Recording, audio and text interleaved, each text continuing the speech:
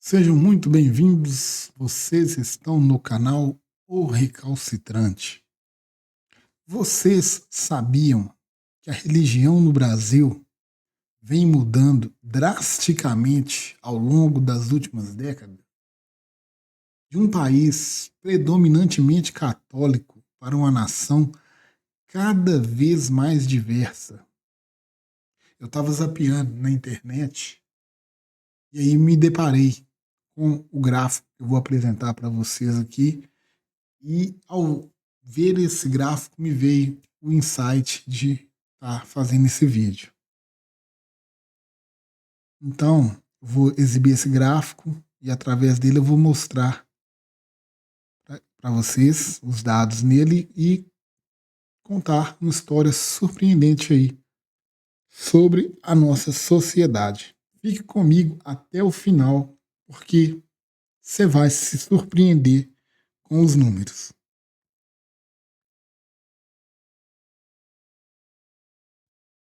Então vamos iniciar aí falando dessa transição religiosa no Brasil de 1940 a 2032. Temos aqui o nosso gráfico.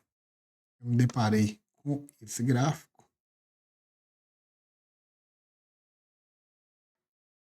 Tá aí o gráfico da transição religiosa no Brasil, partindo de 1940 e chegando a uma projeção a 2032. A fonte é do IBGE, Instituto Brasileiro de Geografia e Estatísticas. Dos censos demográficos realizados entre 1940 a 2010 e uma projeção feita por esse autor aqui para os anos de 2020 a 2032, ou seja, esse gráfico aqui pegava até meados de 2010 e ele fazia uma projeção para frente aí de 2020 a 2032. O que nós temos aqui? Temos os católicos na linha azul, em franco declínio aqui. Os evangélicos, a linha laranja, em ascensão. As pessoas sem religião, na linha em verde, que descola um pouquinho aqui das demais religiões aqui em roxo. Tá? Essa aí é a visão geral do gráfico. E essa visão geral já nos traz aqui a visualização de uma mudança no perfil religioso do brasileiro.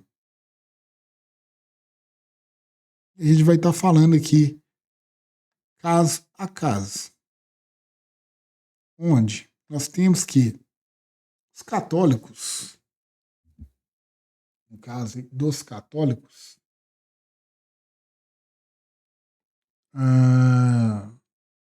em 1940, eles eram cerca de 95% da população brasileira, né? E eles se declaravam no censo católicos. A partir dos anos entre 1970 e 1980, a gente começa a perceber uma queda acentuada. As projeções apontam para nós que, por volta de 2032, esse percentual pode ficar abaixo de 50%, para ser mais exato, 38,6%. É uma mudança impressionante para um país que historicamente sempre foi identificado como majoritariamente católico. É conhecido como o maior país católico do mundo. Então a gente vê essa queda brusca e constante no catolicismo. Já os evangélicos quase não apareciam no gráfico, né, nos anos 1940, representando pouco mais de 2% da população, mais exatamente que 2,7%. Mas nos últimos 50 anos, esse grupo cresceu em ritmo acelerado. A projeção para 2032 chega perto dos 40%, batendo em 39,8%. O crescimento das igrejas pentecostais e neopentecostais, bem como a forte atuação missionária, são alguns dos fatores que explicam essa alta aqui dos evangélicos. E aqui eu vou lançar uma polêmica aqui. Eu não tenho nada contra aí a religião evangélica em si, os evangélicos, mas uma coisa que fomentou isso daqui foi a teoria da prosperidade, trazida pelo senhor Edir Macedo, quando esteve nos Estados Unidos, viu como que funcionava o evangélico, o protestantismo lá, resolveu implementar isso no Brasil com aquela filosofia de teoria da prosperidade. E aí a gente sabe o que resultou, né? Eu costumo falar, né, com as pessoas que eu tenho liberdade para falar, obviamente, que sem entrar em debate, em conflito e tal, que a gente tem pessoas de mente aberta que sabem ter uma boa conversa. Eu costumo falar com essas pessoas, se Martim Lutero fosse vivo nos dias de hoje, ele faria a contra-reforma da reforma. Que a igreja evangélica hoje ela faz tudo aquilo que a igreja católica fazia na antiguidade e Martim Lutero bateu de frente. E ele fundou o protestantismo, né, com pregando lá a encíclica nas portas lá da igreja na Alemanha lá, listando lá tudo que ele desaprovava na igreja católica. E a gente vê a igreja evangélica hoje fazendo tudo que a igreja católica fazia lá naquela época. Temos aqui os 100 religiões. É outro destaque que a gente vê no gráfico. É o aumento do número dessas pessoas que se declaram sem religião. Um grupo que inclui ateus, agnósticos e aqueles que simplesmente eles não se identificam com nenhuma tradição religiosa. Em 1940, esse grupo era praticamente inexistente, chegando até 1980 como praticamente inexistente. Hoje, já beira 2 dígitos, porque começou a crescer a partir dos anos 2000. E pode chegar a cerca de 15% em 2032, segundo a projeção e algumas outras projeções também.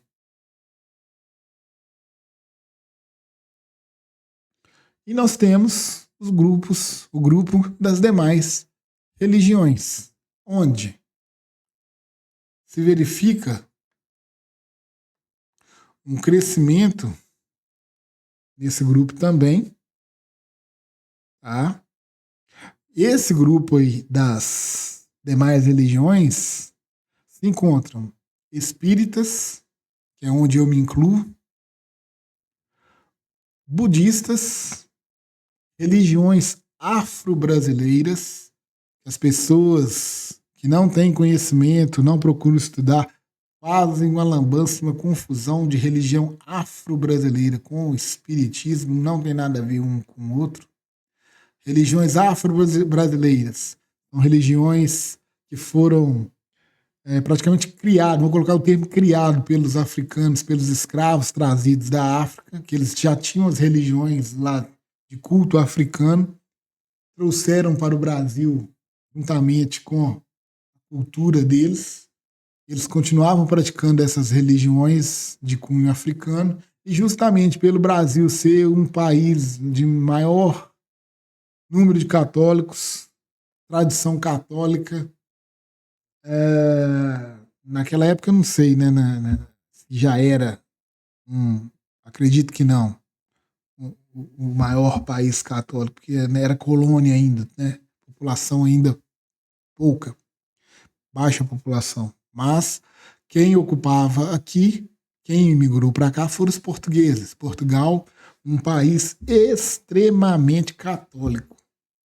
Os escravos aqui, quando aqui chegaram, traziam seus cultos e os senhores dos escravos, fazendeiros, não viam esses cultos com bons olhos. E aí, tome tronco, tome chicotada, proibiam esse culto religioso deles.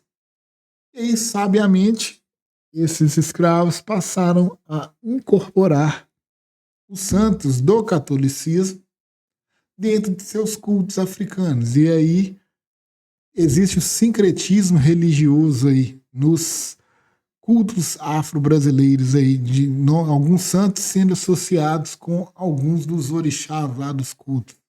Essas matrizes regiões de matrizes africanas, a gente pode destacar, por exemplo, candomblé, umbanda, quimbanda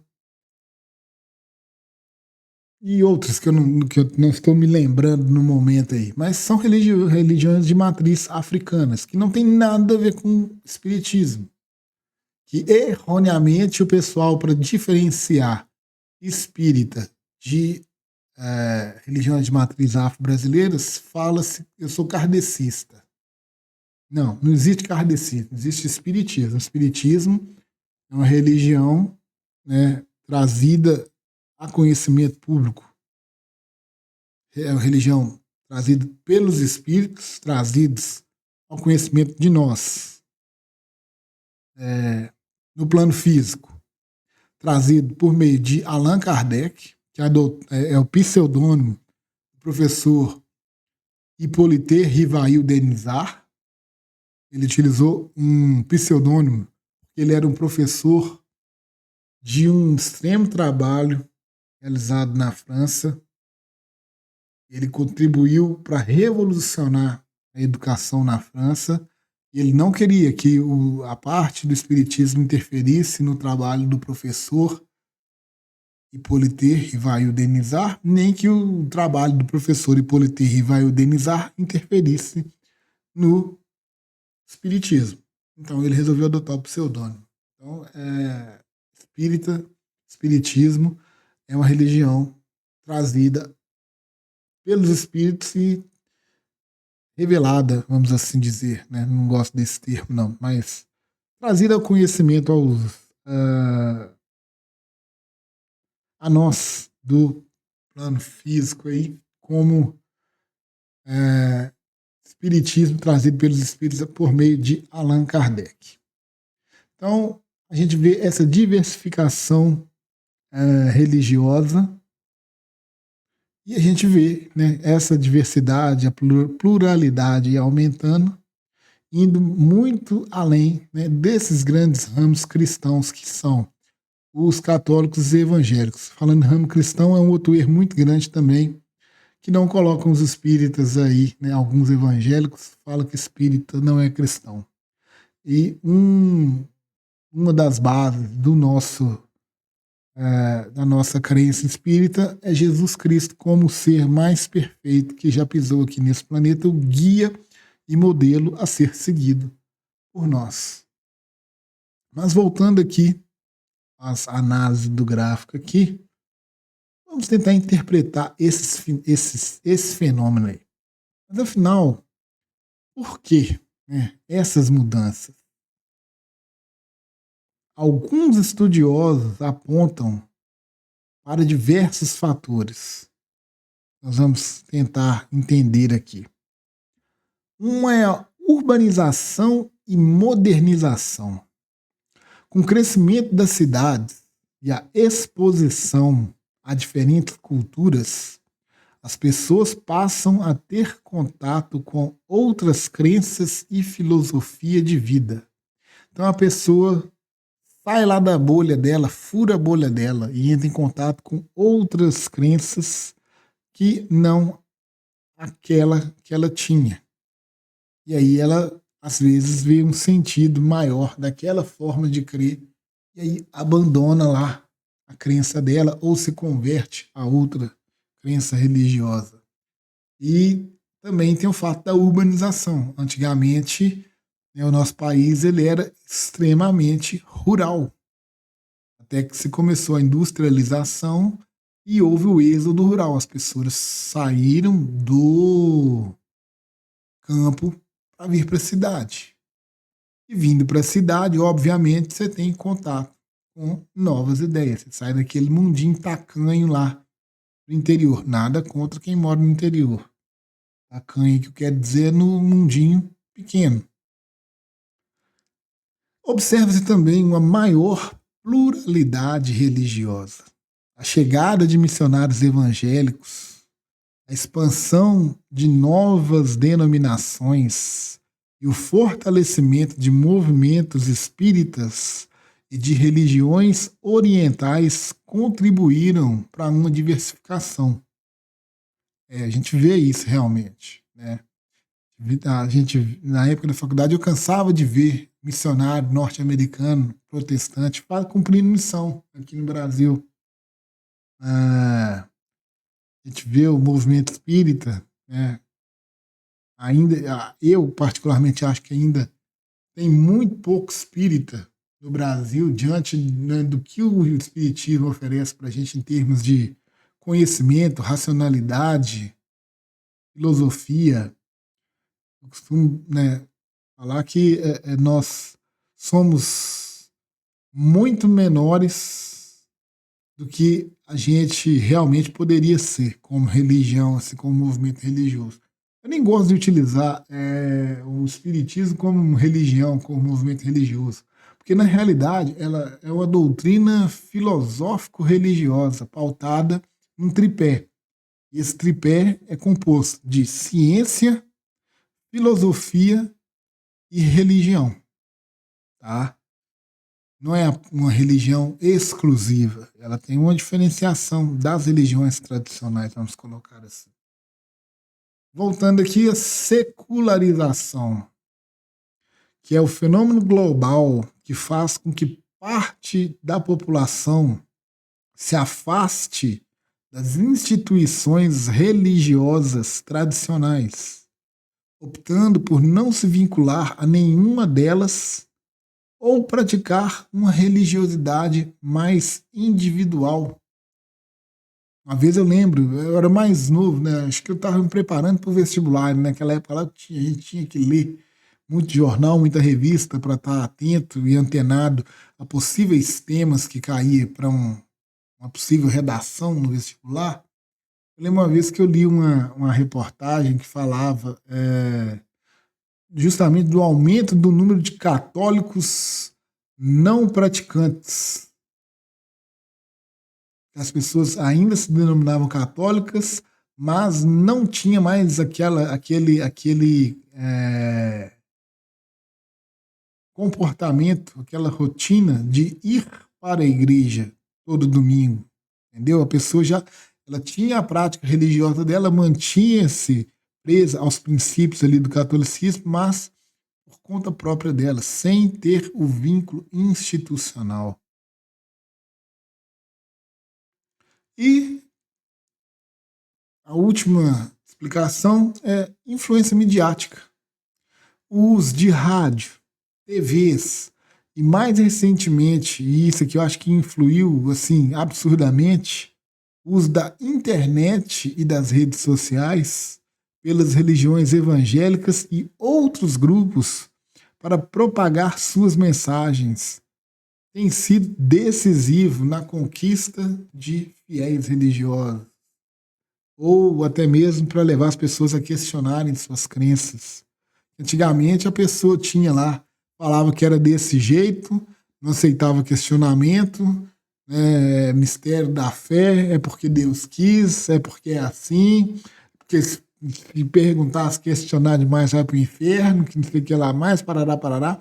Então a mídia e a internet descentralizou a coisa, e aí traz a informação está ao alcance aí de um clique, de um teclar aí na tecla aí do computador, você tirar suas dúvidas, e aí você às vezes encontra uma coisa que faz mais sentido, é mais racional para você, e aí contribui para essa redução aí, igual a gente falou do catolicismo aí, e mudança do perfil da sociedade.